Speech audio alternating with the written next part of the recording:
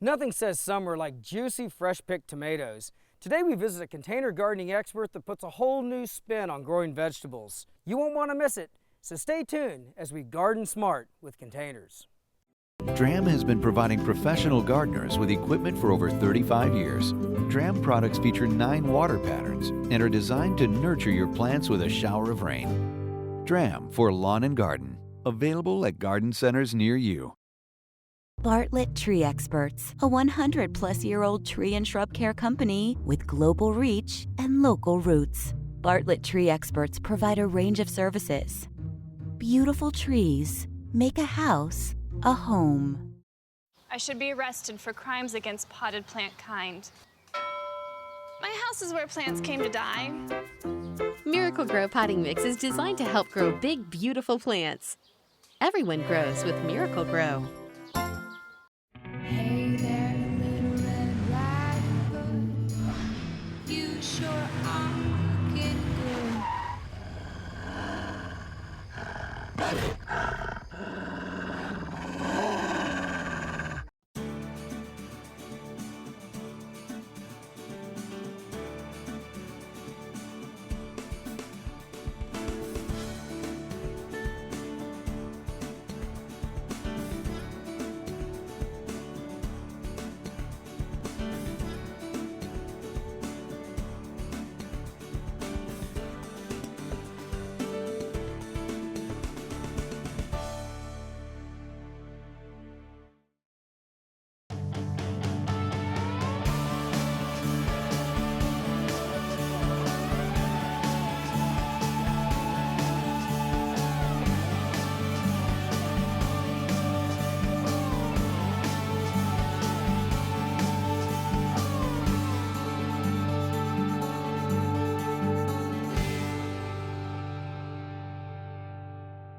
Pamela Crawford is a gifted landscape architect as well as the best-selling author of 10 books on gardening.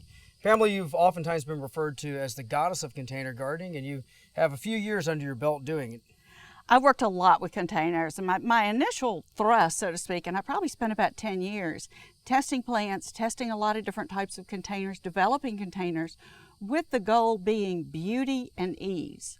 Now, you've taken on a new challenge. I understand your most 2 recent books are about edibles, so Yes. using herbs and vegetables in containers. Tell me about that. Yes, and my goal with the 2 books was to figure out which herbs and vegetables were easiest to grow and how to make them look good. That was the hard part. Indeed. Well, we all love taking part in growing the things that we eat, and I can't wait to see what you've done with those in containers. Great.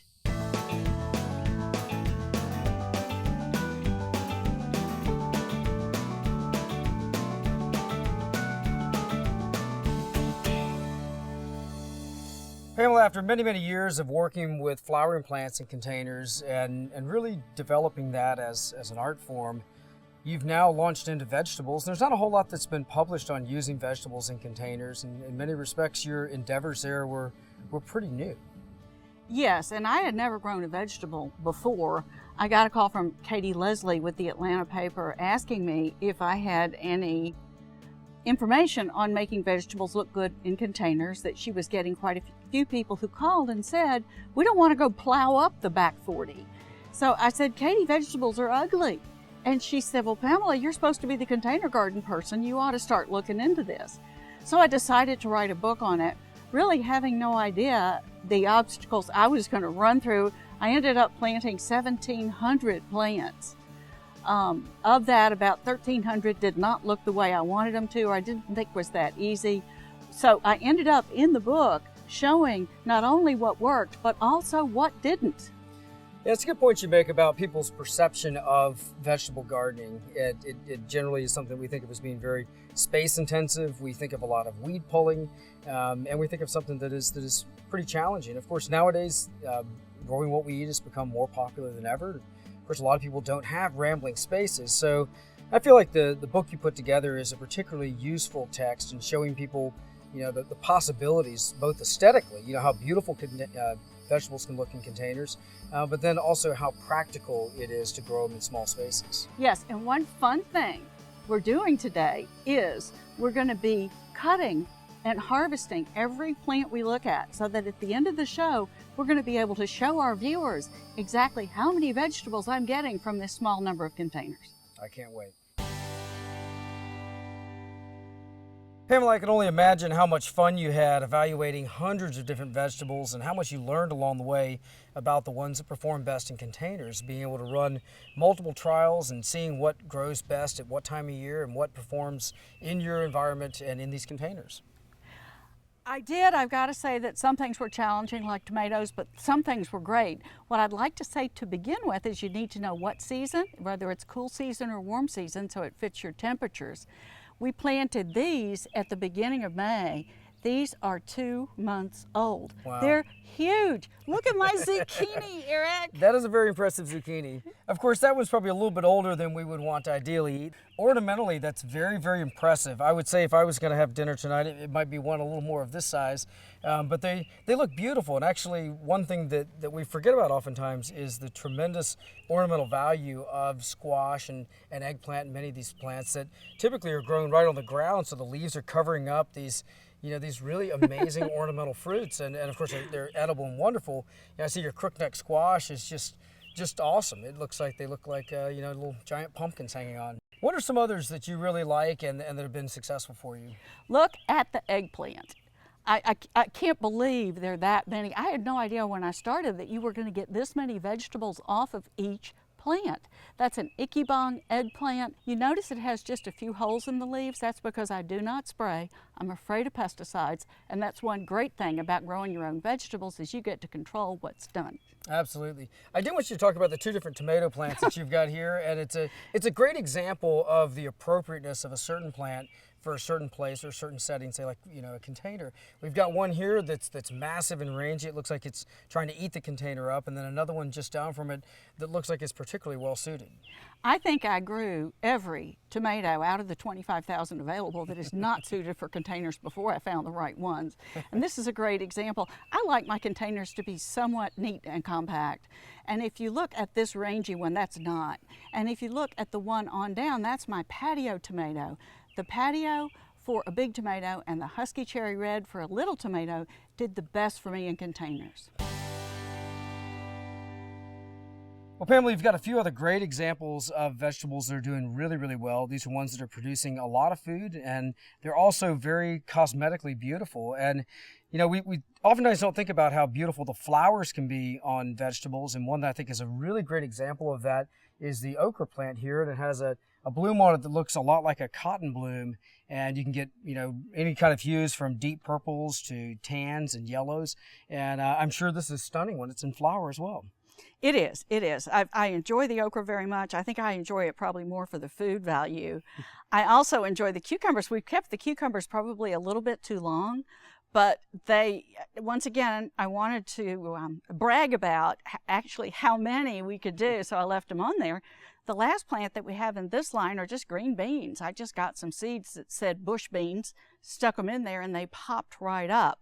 So once again, I'm excited about how easy the vegetables are if you grow the right ones in containers. That's great. I want to talk a little bit about the culture of growing in containers and if there's any special requirements that the plants have, or basically what do we need to keep in mind when we're not growing in the ground anymore, now we're growing in a soil mix? Okay. Number one, the warm season vegetables get big. As you've seen, all these are only 2 months old. That means they need room for their roots. So you need large pots you see every one of these in big pots. It's going to make it a whole lot easier. You can get big ones out of plastic or rubber if you want to, and if you don't want to go to the expense of these pottery ones. Another thing is use potting mix instead of anything else. No garden soil, no nothing, just potting mix. And I'm going to show you in a minute the fertilizer that really works well. The other issue, of course, is watering, and these big vegetables in the summertime are going to need water every day.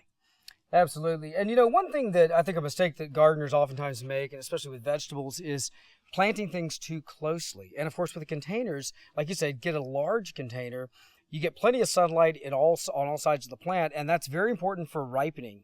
If you look at tomatoes that are planted too close together, oftentimes they won't ripen because there's not enough sun on the fruit. And so, it's a pretty significant advantage, I think, that you've got with these containers. These are on rollers, so they can be moved around. What are some of the other advantages in growing vegetables in containers that you found? you don't get the pests that you do in the ground. The little bugs don't like crawling up the sides of them, and also you don't get all the pests that are in the soil that you have in the ground. The other big advantage is drainage. That's amazing. Another really obvious advantage too is what if you don't have any soil to plant in, and just the sheer practicality of folks who are patio gardening, or say they only have like a small deck off their apartment. Of course, you know, it's amazing to see what you can do in a very, very small space. Pamela, in your book you reference blue ribbon and red ribbon plants, and those are, I'm assuming, the ones that you think the most highly of or that perform the best. My question to you is, what exactly does a plant have to do to earn a blue ribbon? Watch this. I'm going to show you what it takes to grow a blue ribbon pepper. Peppers are one of the easiest plants in my trials. As you can see, I'm simply removing the pot, putting it in the potting mix, adding some fertilizer. It's very important with vegetables that you support the vegetables with something. In this case, it's an obelisk. I use obelisk because I think they're prettier. I cringe when I see something like a tomato cage. And even on peppers, I think the obelisks look good. Now, Eric, that's it. That's it.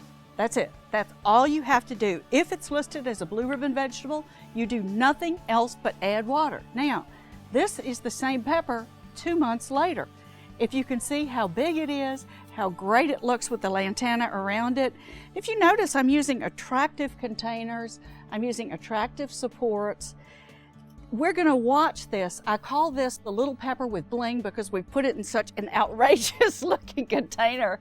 We're going to have this on the GardenSMART website, and our viewers are going to be able to watch our little pepper with bling grow to be 1 month tall, 2 months tall, and then covered with red peppers. I can't wait to see that, and I love the way that you're incorporating all these fun and fancy colors into vegetable gardening. And of course, the addition of the lantana and these really bright, cheerful containers, really, really nice.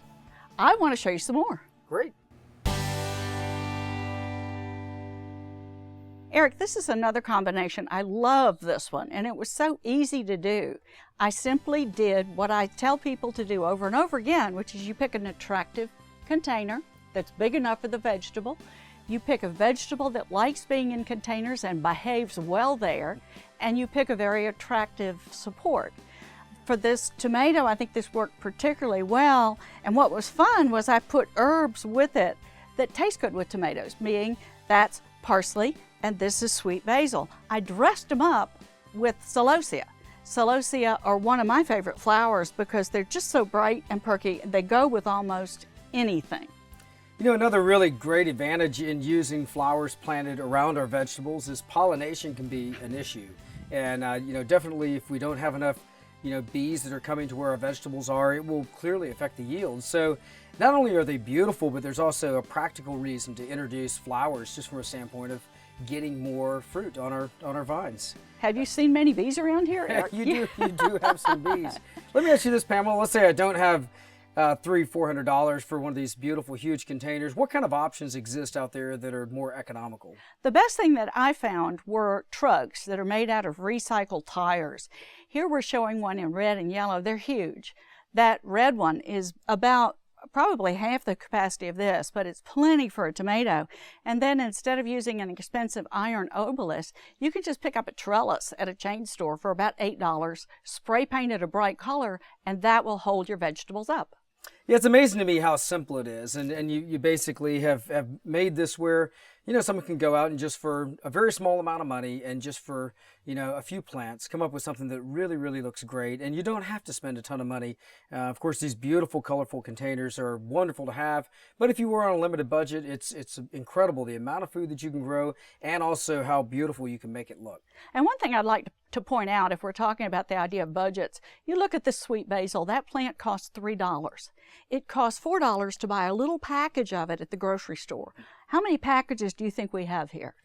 Probably more basil than we would need to eat. Right. So probably, and I also show people how to preserve them, because when you harvest this, you're not going to be Italian cooking forever. So you can actually keep them. But I think you're going to harvest somewhere around 30 of those little bags, which is the equivalent of $120 worth of basil. Incredible. One of the concerns that we hear from some people about container gardening is that the containers dry out a lot faster than things that are planted in the ground. What's your experience been, Pamela? That's right. Containers do need more water. I've been particularly happy with these containers that we're trying this summer. These are self-watering containers, and they're using about 1/2 to 1/3 as much water as our traditional containers are. The way they work is they have this neat little widget on the side that looks like a thermometer with a float in it. And when the float goes all the way down, you pick up this little plastic piece, put water in until the float goes up. That means the water's full. That's it. It's really good for people who might be new to gardening or people like me who really like saving water. Yeah, that's a really good point. And I'll tell you, the wonderful thing about watering a plant from underneath is that you don't have all the water loss due to evaporation from overhead watering. Also, when we think about vegetables, especially like a tomato, that requires water. And it requires a lot of water. Right. In fact, if it runs out of water, then you start having major problems with tomatoes. So a lot of times what people know is blossom end rot, the crack on the bottom of a tomato.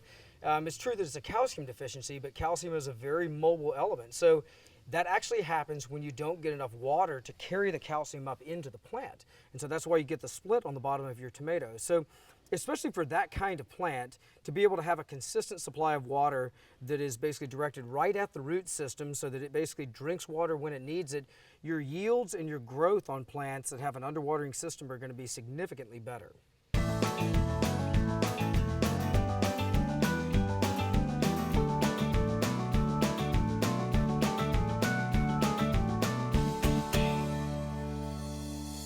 Pamela, I think this is my favorite part of your garden. This is your back patio, and of course it's overlooking your kitchen and your dining room. And you've got great examples of how to use vegetables and herbs and of course flowers in containers. Such a peaceful place, and you've got a tremendous amount going on.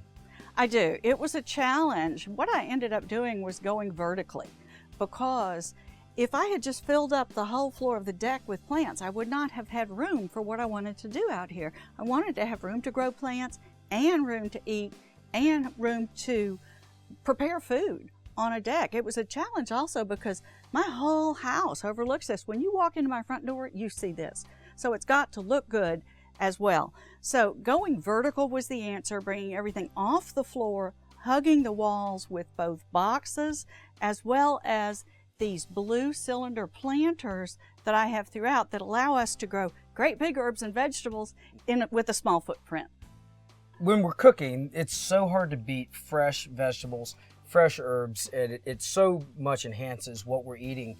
And you must have hundreds of pounds of food out here on the deck. So, I think it's a great lesson to those who have very small spaces. Maybe they only have a little patio or a little balcony, and they're thinking, well, what can I really do with that space? I think this is a great answer to that question. You're talking about yield. We had something like 600 vegetables come off of this little deck last season. That's incredible. Can you see how big this eggplant is? I know it's a little bit in the shade. Can you see that, Eric? That is enormous. It's just giant. And also here we have it, of course, with like everything else in a nice looking container with a nice looking support with flowers around it. And the one behind you is one of my favorite ways to support tomatoes. That's the Husky Cherry Red tomato that does so well in containers. It's in one of our side planted window boxes up against a beautiful iron trellis, and that trellis is not only decorative, it holds up the tomato so it doesn't fall over. And of course, just in case while you're cooking at this grill, Eric, you should forget which herb to use for beef. We have them right behind me above the grill, planted in little cows for you, and then our herbs for chicken are planted in chickens in our little food preparation cabinet. That's wonderful. It's such a creative use of plantings and ways of showing off these plants. I love this basically living centerpiece that you have right here in the middle of the table. And then of course this planting width, as impressive as the eggplants are, and they're quite impressive, you know, I think what pulls all this together are these bright yellow flowers and this, you know, dynamic blue container. And basically the contrast between those two colors, I think, are just a match made in heaven. So it becomes very aesthetically beautiful. And then, of course, you know, as our vertical element, we have this wonderful eggplant that's highly ornamental as well. Yes, and we will have it on our table with all of our other produce when we see our harvest. I can't wait.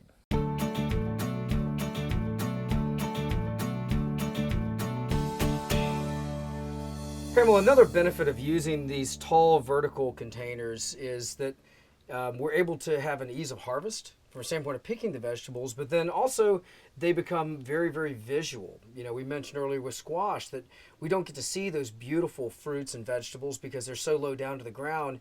In this case, you know, you're basically putting it at nearly eye level, makes it super convenient to harvest, but like I said, we're able to take advantage of the natural aesthetic beauty of these amazing tomatoes. Right, and if it's more at eye level, I don't have to bend over so much, which is great. This is my prize patio tomato. Look at the size of that particular clump. We're going to be cutting them off in just a minute to put on our harvest table. And Eric, here's another math question for you. What do you think it would cost to buy all of these tomatoes at the grocery store? I would estimate on that bush that at the price of organic tomatoes that you might have as much as $80 or $100 worth of tomatoes on that one shrub. Okay, that's $100 worth of tomatoes from a $4 plant. Now, this one is one of my peppers. This is the cowhorn pepper. It's hard to see because the green peppers are about the same color as the green leaves, but we're going to be pulling them all off in a minute so we can show people how many peppers were grown on this one plant. And this is really, really good sweet pepper. Once again, with both of these, we've got the right vegetables in the containers, we've got them supported attractively in attractive pots, and we've added some flowers around the base to make them really pretty. I'll tell you, I'm just so impressed at the way that you've been able to bring all those elements together, and as much as anything, just the incredible productivity that you've got in such a very, very small space. Very inspiring. It's been a lot of fun. I didn't expect that. I knew I'd get a lot of flowers. I knew I'd get some vegetables, but I had no idea how many vegetables I was going to get. What a wonderful surprise.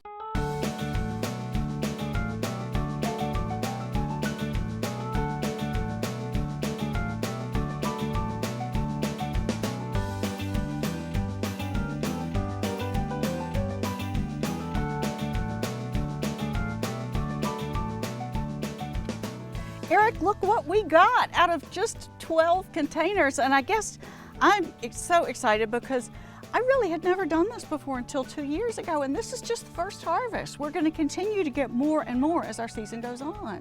I think it really underscores the simplicity of this kind of gardening or this kind of vegetable farming, if you will. And I mean, you see, this is, like you said, it's one of just many, many harvests that are come. I would speculate that we probably have as much as 80 or 100 pounds of food here, and just off 12 containers. I do want to point out two things that I think were very, very important to the success that you had with this vegetable crop. And the first one is the fact that you use very, very large containers. Many people will use smaller containers because they may feel like it's best for their space or they're less expensive. But in order to grow large vegetables, you need to basically give the plant's root system enough space to grow a large top. There's a direct relationship between the size of the root system and the size of the leafy matter on a plant. So if we want these kind of results, we can't do it in a 6-inch pot. We need to have plenty of soil so the plant's able to take up tons of nutrition to grow these giant vegetables. Another thing too is the fact that you use drip irrigation on all your plants, and irrigation is so important. Water basically is the most important plant nutrient, and without water, the plant cannot synthesize any of the other wonderful fertilizers that we put out, as most of that's carried up into the root system through water. And so with a combination of good irrigation and also large containers, I would say buy the biggest containers you can afford, and the results speak for themselves. Thank you very much. Well, Pamela, I can't tell you how much fun we've had today. What a great day. What an awesome harvest. Thanks for being with us. Thank you. Another show, another amazing garden. We hope you've enjoyed this episode as much as we've enjoyed producing it. If you watch the show, you know we travel the country visiting beautiful gardens. Well, we have a surprise in store for several in the audience. To learn more about the surprise, visit our website at GardenSMART.com. Dram has been providing professional gardeners with equipment for over 35 years. Dram products feature 9 water patterns and are designed to nurture your plants with a shower of rain. Dram for lawn and garden. Available at garden centers near you.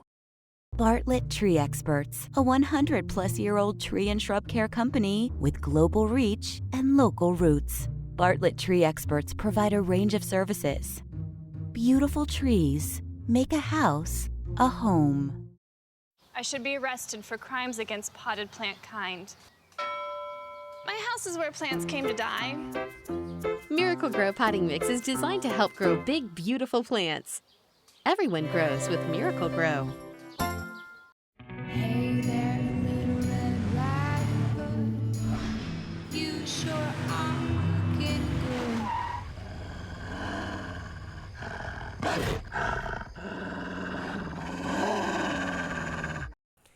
Today we've seen the incredible food production potential of a very small space, as well as how to make our vegetable gardens look beautiful. If you have questions about anything you've seen today, or for additional video footage, visit us on the web at GardenSMART.com. And remember, even if you're a master gardener, there's always more to learn. So join us next week for more great gardening tips and ideas as we garden smart.